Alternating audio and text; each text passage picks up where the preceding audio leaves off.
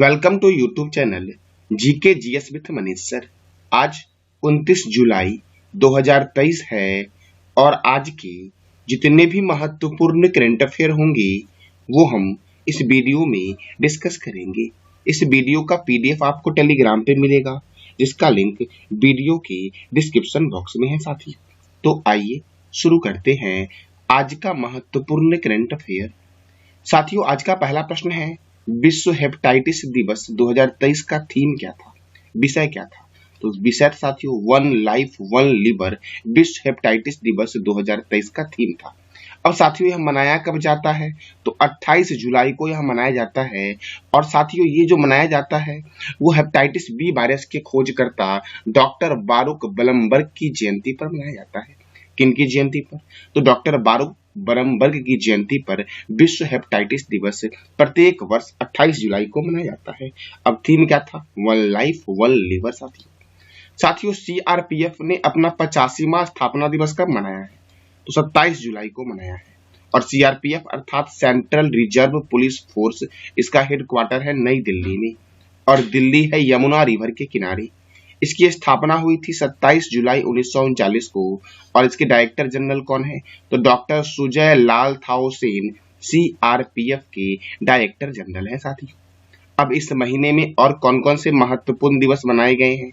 तो chartered accountant day 1 जुलाई, राष्ट्रीय चिकित्सक दिवस 1 जुलाई, राष्ट्रीय डाक कर्मचारी दिवस 1 जुलाई, विश्व खेल पत्रकार दिवस 2 जुलाई, अज्ञात फ्लाइंग ऑब्जेक्ट दिवस 2 जुलाई, अंतर्राष्ट्रीय प्लास्टिक बैग मुक्ति दिवस कब मनाया जाता है? तो 3 जुलाई को मनाया जाता है। विश्व जूनोसिस दिवस 6 जुलाई, विश्व चॉकलेट दिवस 7 जुलाई, विश्व जनसंख्या दिवस 11 जुलाई, विश्व पेपर बैग दिवस 12 जुलाई, अंतर्राष्ट्रीय मलाला दिवस कब मनाया गया? तो 12 जुलाई को मनाया गया साथियों। वर्ल्ड यूथ स्किल्स डे 15 जुलाई, विश्व अंतर्राष्ट्रीय न्याय दिवस 17 जुलाई, अंतर्राष्ट्रीय नेशनल मंडेला दिवस कब मनाया गया? तो 18 जुलाई को मनाया गया। विश्व शतरंज दिवस कब मनाया गया? 20 जुलाई को। विश्व मस्तिष्क दिवस कब मनाया गया? तो 22 जुलाई को मनाया गया। राष्ट्रीय प्रसारण दिवस 23 जुलाई, आयकर दिवस 2024 जुलाई को मनाया गया साथियों। कब मनाया गया आयकर दिवस? 24 जुलाई को। कारगिल विजय दिवस 26 जुलाई और विश्व प्रकृति संरक्षण दिवस कब मनाया गया? तो 28 जुलाई को मनाया गया साथियों। अब अगला प्रश्न आपका है, किस राज्य सरकार ने अधिक जिलों को कवर करने के लिए बाल श्रमिक विद्या योजना का विस्तार की योजना बनाई है? तो बाल श्रमिक विद्या योजना की विस्तार की घोषणा किसने की है?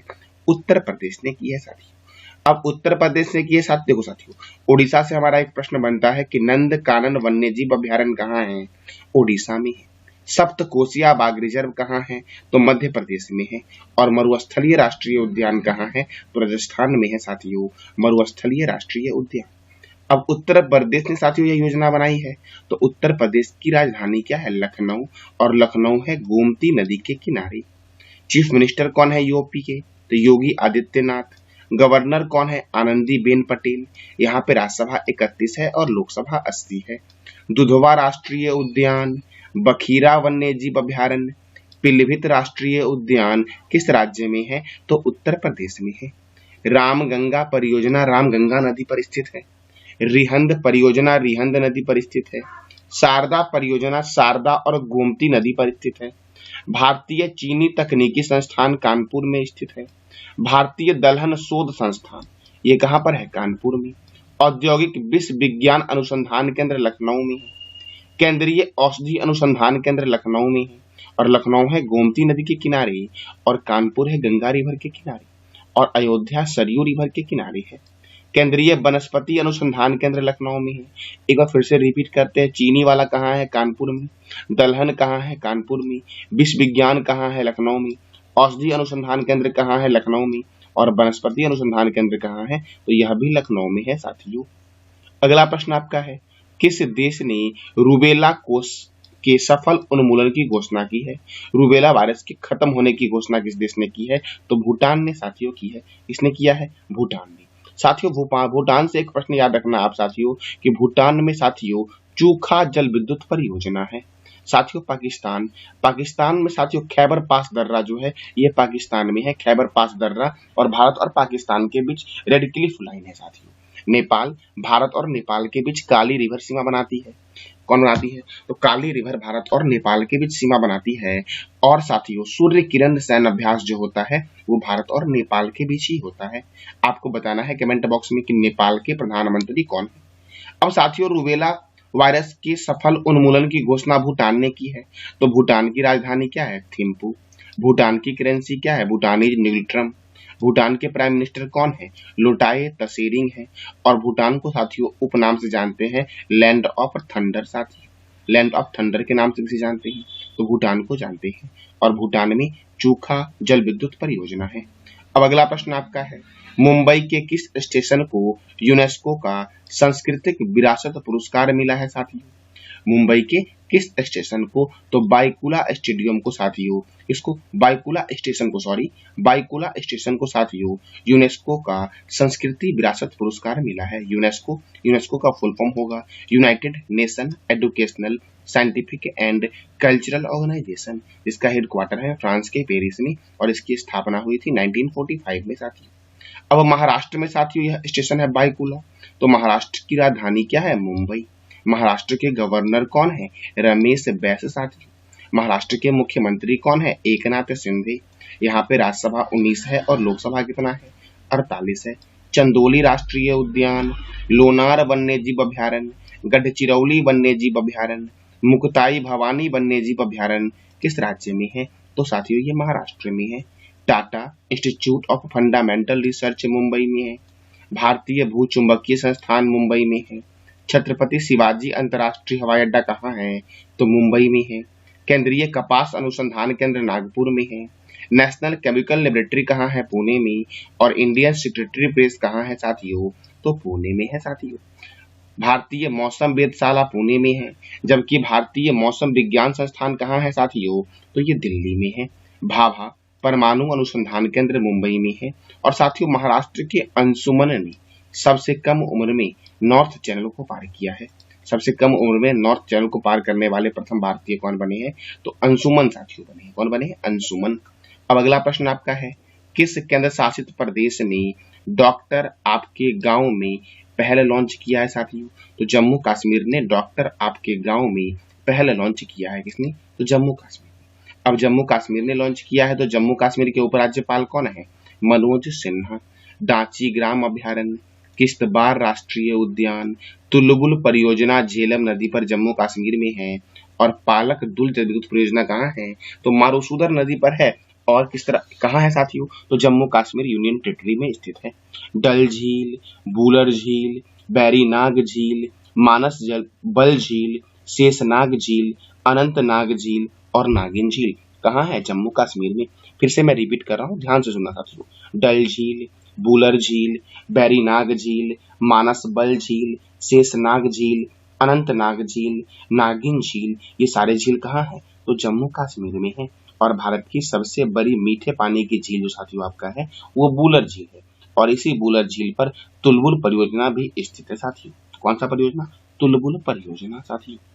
अब अगला प्रश्न आपका है, किस राज्य के मुख्यमंत्री भारत के दूसरे सबसे लंबे समय तक सेवा करने वाले मुख्यमंत्री बने हैं साथियों?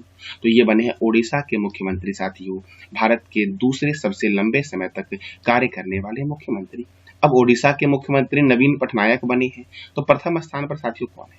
पवन कुमार चामलिंग हैं, जो सबसे लंबे समय तक मुख्यमंत्री के पद पर रहे थे। कौन? पवन कुमार चामलिंग। और दूसरे नंबर पे कौन है? ओडिशा के मुख्यमंत्री नवीन पटनायक। तो ओडिशा की राजधानी क्या है? भुवनेश्वर। ओडिशा के गवर्नर कौन है? गणेशी लाल। ओडिशा में राज्यसभा कितना है? 10 और लोकसभा कितना है? 21। बाली यात्रा, नुआखाई महोत्सव, चंदन यात्रा और रज महोत्सव कहाँ मनाया जाता है? ओडिशा में। भगवान बिरसा मुंडा स्टेडियम का उद्घाटन कहाँ किया गया है? ओडिशा के राउरकेला में, जो दुनिया का सबसे बड़ा हॉकी स्टेडियम है साथियों। हॉकी का जादूगर किसे बोलते हैं? मेजर ध्यानचंद्र को। साथियों चिल्का अभ्यारण्य ओडिशा में है। सिंपलीपाल अभ्यारण्य, गहिरमठ वन्यजीव अभ्यारण्य, भीतरी कनिका राष्ट्रीय उद्यान जो ओलिव रिडले कछुआ के लिए प्रसिद्ध है, बैसीपल्ली वन्यजीव अभ्यारण्य, बद्रमा वन्यजीव अभ्यारण्य, नंदकानन वन्यजीव अभयारण्य और सप्तकोशिया बाघ रिजर्व, ये सारे कहाँ हैं? तो ओडिशा में है साथियों। भारत का सबसे बड़ा नेचुरल आर्क ओडिशा में खोजा गया है और ओडिशा ने देश का पहला AI न्यूज एंकर लिसा का अनावरण किया है। अब अगला प्रश्न आपका है, किस अफ्रीकी देश में सेना ने जुलाई 2023 में तख्ता पलटकर राष्ट्रपति को गिरफ्तार कर लिया है?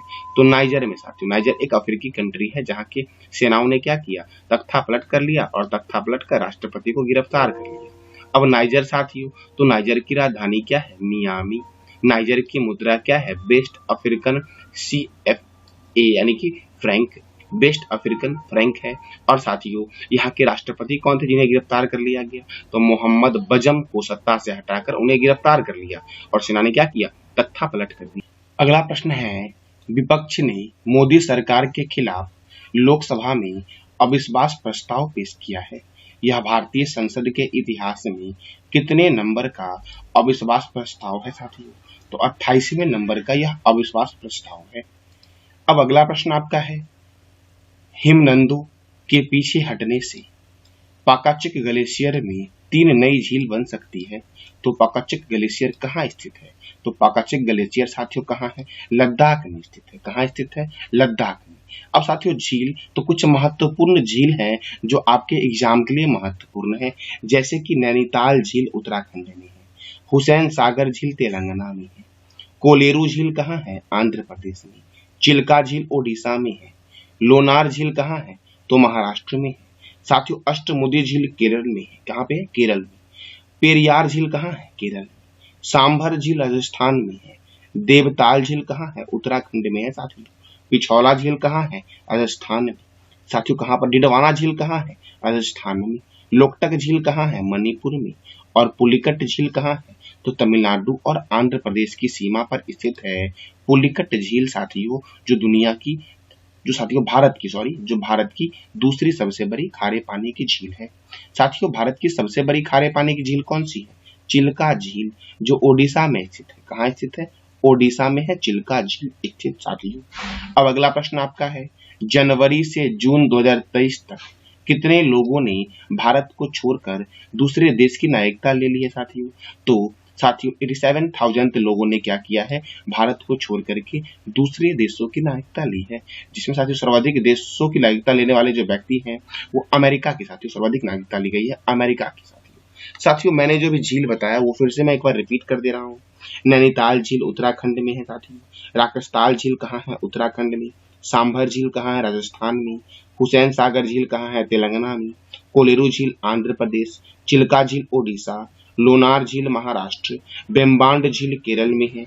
अष्टमुदी झील केरल में है। और पेरियार झील कहाँ है? तो केरल में है साथियों। कहाँ पर है? केरल में। लोकटक झील मणिपुर में है। और डिडवाना झील कहाँ है? राजस्थान में है साथियों।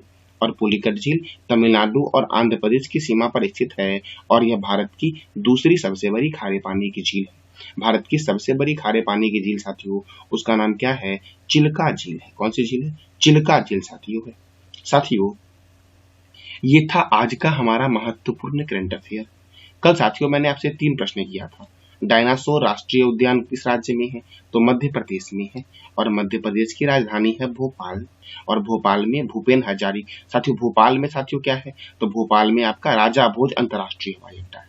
अब अगला प्रश्न आपका था कि भूपेन हजारिका सेतु किस 2 राज्यों को जोड़ती है? तो ये साथियों असम को और अरुणाचल प्रदेश को जोड़ती है। असम और अरुणाचल प्रदेश को जोड़ती है और यह लोहित नदी पर बना हुआ है। भारत का सबसे बड़ा नदी सेतु है जो ब्रह्मपुत्र की सहायक लोहित नदी पर बना हुआ है। अब भूपेन हजारिका साथियों असम के संगीतज्ञ थे जिनको 2019 में नानाजी देशमुख और प्रणब मुखर्जी के साथ भारत रत्न से सम्मानित किया गया था। भारत रत्न की शुरुआत कब हुई थी? 1954 में हुई थी साथियों। काहिरा किस नदी के किनारे बसा है? तो काहिरा नील नदी के किनारे बसा हुआ है। किस नदी के किनारे बसा हुआ है? नील नदी के किनारे। आज का आपका 3 प्रश्न है जिसका जवाब देना है कमेंट बॉक्स में। आपको नोबेल पुरस्कार किस वर्ष से दिया जा रहा है? दूसरा प्रश्न आपका है किस देश की राजधानी नियामी है साथियों? और तीसरा प्रश्न आपका है भारत में सबसे लंबे समय तक कार्य करने वाले मुख्यमंत्री कौन हैं? तो इस तीनों प्रश्न का जवाब देना है कमेंट बॉक्स में आपको। ये था आज का आपका महत्वपूर्ण करंट अफेयर। जानकारी अच्छी लगी तो चैनल को लाइक करें, शेयर करें और सब्सक्राइब करें। धन्यवाद।